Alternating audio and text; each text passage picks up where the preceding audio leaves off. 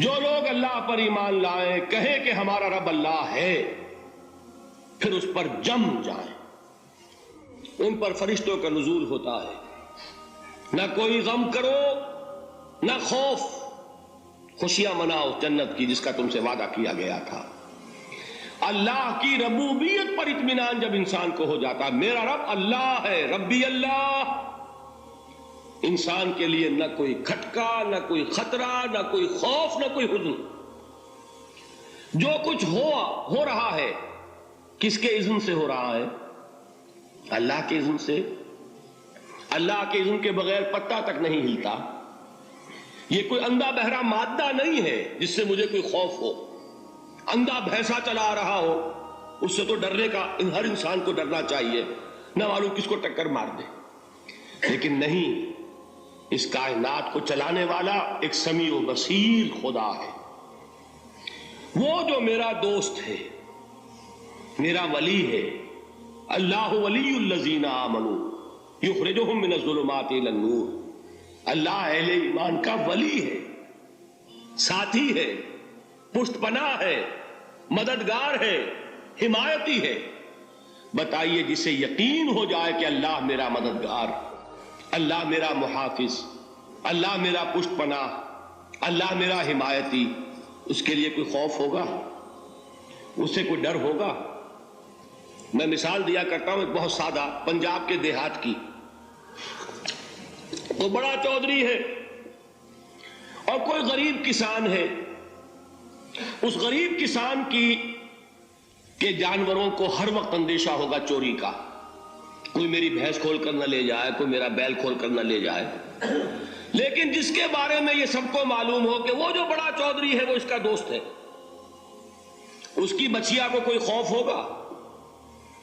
اس کی بھینس پر کوئی ہاتھ ڈالے گا؟ اسے کوئی اندیشہ ہوگا؟ نہیں۔ کیوں؟ کہ وہ بڑا چودھری، بڑا اس کا یہاں کا سردار، جاگیردار، سب کو معلوم ہے وہ میرا دوست ہے، کوئی میرے خلاف اقدام نہیں کر سکتا۔ اس دنیا میں یہ چھوٹی سی بات اگر آپ کے دلی اطمینان اور سکون کا باعث بن سکتی ہے تو ذرا تصور کیجئے۔ میں لفظ تصور استعمال کروں گا صرف اس لیے کہ اس کا ہم جس کو کہتے ہیں ادراک اور شعور کر نہیں سکتے، اگر کے ساتھ کر سکتے۔ اگر یقین ہو کہ اللہ میرا مددگار اور یقین ہو کہ اللہ ہر آن میرے ساتھ ہے، پھر کوئی خوف، کس کا خوف؟ کوئی شے اللہ سے بالا تر ہے؟ کوئی قوت اس سے زیادہ طاقتور ہے؟ کوئی اس کے ارادے کو بدلنے والا ہے؟ کوئی اس کی مشیت کے آڑے آنے والا ہے؟ یہی بات ہے جو حضور نے فرمائی۔ یہ ایمان کا حاصل ہے لب لباب، کہ دیکھو اچھی طرح اس بات کو ذہن نشین کر لو، اگر تمام انسان مل کر تمہیں کوئی نقصان پہنچانا چاہے نہیں پہنچا سکتے، مگر جو کچھ اللہ نے لکھ دیا ہو، اور تمام انسان مل کر تمہیں کوئی نفع پہنچانا چاہے نہیں پہنچا سکتے، مگر وہ شے جو اللہ نے طے کر دی۔ آپ پھر میں کہوں گا ذرا طاری کیجئے، اسے فرض کیجئے، اسے سوچئے۔ اگر اس حدیث پر ہمارا دل ٹھکا ہوا ہو تو کسی سے ڈر ہوگا؟ یہ مجھے نقصان نہ پہنچا دے، یہ میری رپورٹ خراب نہ کر دے، یہ میری انکریمنٹ نہ رکوا دے، یہ میرا یہ نہ بگاڑ دے، یہ میرے یہ نقصان نہ پہنچا دے۔ اس کا ڈر، اس کا ڈر، اس کا خوف، اس کی خوشامد، اس کے لیے جا کر طرح طرح سے اپنی عزت نفس کو ذلیل کروانا اس کے سامنے، یہ سب کچھ کیوں کرتا ہے انسان؟ جب سمجھتا ہے کہ اس کے ہاتھ میں میرا کوئی نفع ہے، اس کے ہاتھ میں میرے لیے کوئی ضرر ہے، یہ مجھے کوئی غضب پہنچا سکتا ہے، یہ مجھے کوئی نقصان پہنچا سکتا ہے، یہ میرا کوئی کام بنا سکتا ہے، یہ میری کوئی ضرورت پوری کر سکتا ہے، اسی کا نام شرک ہے۔ جہاں آپ نے یہ سمجھا کہ غیر اللہ کے اندر کوئی طاقت موجود ہے، وہی شرک ہے۔ بتوں سے تجھ کو امیدیں، خدا سے نومیدی، مجھے بتا تو صحیح اور کافری کیا ہے؟ شرک تو یہ ہے۔ جس پر بھی تمہیں یہ خیال ہے، کلمہ ہے یہ کلمہ سوم، لا حول ولا قوت الا باللہ، ذرا اس پر دل کو کبھی اگر آپ تصور کریں، پھر فرض کریں، دل ٹھک جائے اس پر۔ اس کائنات میں نہ کوئی فاعل حقیقی ہے نہ مؤثر حقیقی ہے سوائے اللہ کے. کسی شے میں کوئی تاثیر نہیں اگر اللہ نہ چاہے. آگ جلا نہیں سکتی اگر اللہ نہ چاہے. پانی ڈبو نہیں سکتا اگر اللہ نہ چاہے. زہر ہلاک نہیں کر سکتا اگر اللہ نہ چاہے. کوئی چیز فائدہ نہیں پہنچا سکتی اگر اللہ نہ چاہے. تو در در پہ کیوں سر جھکاتے ہو؟ در در پر کیوں جبیں سائی کرتے ہو؟ سب کے سامنے کیوں ہاتھ پھیلاتے ہو؟ ایک اللہ سے مانگو. ایک اللہ کے سامنے زمین پر اپنی جبین رکھو. لا فاعل فی الحقیقت ولا مؤثر الا اللہ. نظر آتا ہے ہمیں کہ پانی پیاس بجھا دیتا ہے. پیاس بجھانے کی صلاحیت پانی میں نہیں ہے، اللہ کے اذن سے. کھانا بھوک مٹا دیتا ہے. بھوک مٹانے کی صلاحیت کھانے میں نہیں ہے، اذن رب میں. دیکھیے یہی یقین تھا. حضرت موسیٰ علیہ السلام کا واقعہ یاد کیجئے. سامنے سمندر آ گیا ہے. قوم دیکھتی ہے پیچھے کہ گرد و غبار کا طوفان ہے. معلوم ہوا کہ فرعون اپنے لشکر سمیت آ گیا ہے. لشکر جب چلتا تھا تیز رفتاری کے ساتھ تو گرد و غبار کا جو طوفان اٹھتا تھا اس کا تصور کیجیے. اور لمحہ بلمحہ وہ قریب آ رہا ہے. پوری قوم نے کیا کہا؟ اے موسیٰ انا لمدرکون. اے موسیٰ ہم تو پکڑے گئے. قرآن مجید نے تو یہاں وہ باتیں نہیں لکھی ہیں، لیکن تورات میں یہ درج ہے کہ بنی اسرائیل جھگڑنے لگے، دست و گریبان ہو گئے موسیٰ کے ساتھ. موسیٰ نے یہاں مروایا لا کر، اس سے تو ہم ہی بہتر تھے. وہاں کھانے کو ملتا تھا، زندگی تو تھی. بیگار ہم کر رہے تھے، موت تو نہیں تھی. اب جو کچھ ہوگا اس کا تصور کرو، جس طریقے سے ہمارے ٹکڑے اڑائے جائیں گے.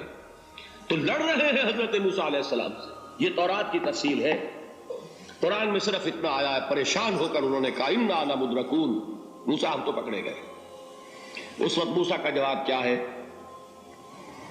کلا ان معی ربی سیہدین. نہیں، میرے ساتھ میرا رب ہے، وہ راستہ دے گا. بتائیے کہاں راستہ نظر آ رہا ہے؟ یہ ہے ایمان بالغیب. راستہ نظر نہ آئے تب اللہ پر یقین ایمان ہے. جیب میں پیسے ہوں اور تب دل کو اطمینان ہے تو ایمان کس پر ہوا؟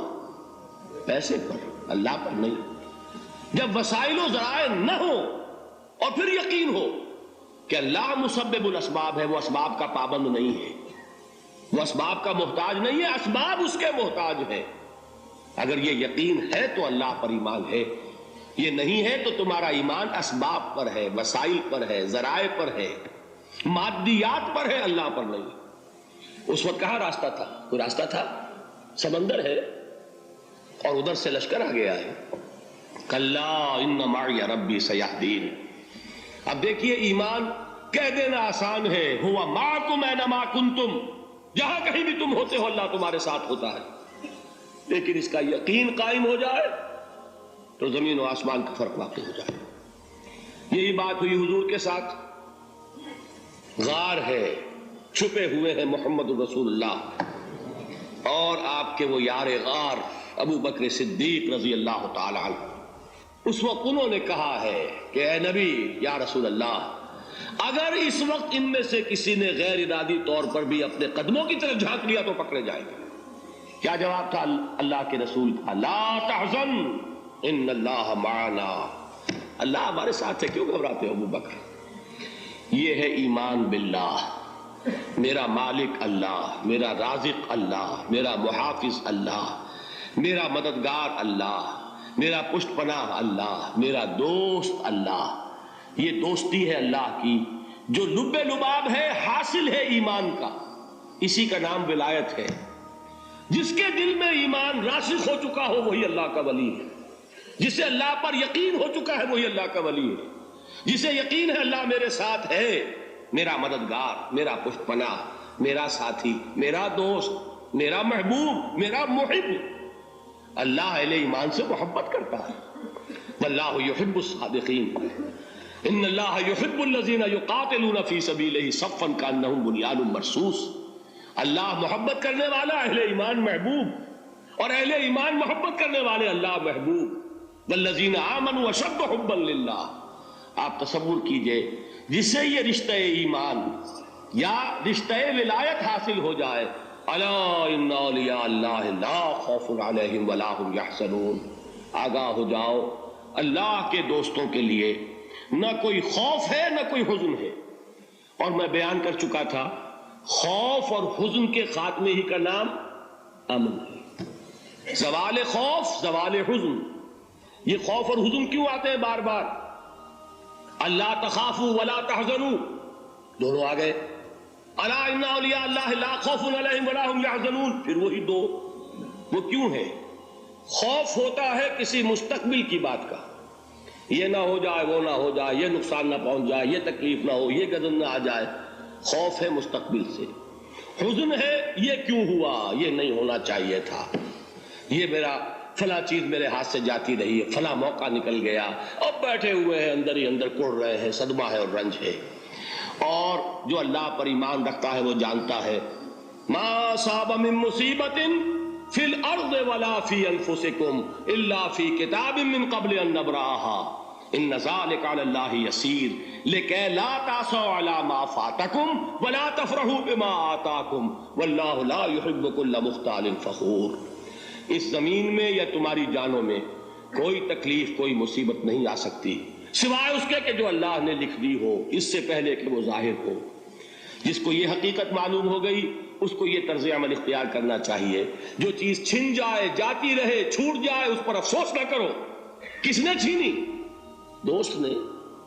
دوست کے فیصلے پر شکایت. دوستی کو بٹا لگا رہے ہو، سرے تسلیم خم ہے جو مزاج یار میں آئے. اگر دوستی ہے تو پھر تو تمہیں گردن جھکانی چاہیے کہ ہر چہ ساقی ماریخت عین الطاف است، جو بھی میرا ساقی میرے پیالے میں ڈال دے اس کا کرم ہے. جو اس کی طرف سے آئے اس پر کوئی رنج نہیں، کوئی صدمہ نہیں، کوئی غم نہیں، کوئی شکایت نہیں، کوئی شکوہ نہیں.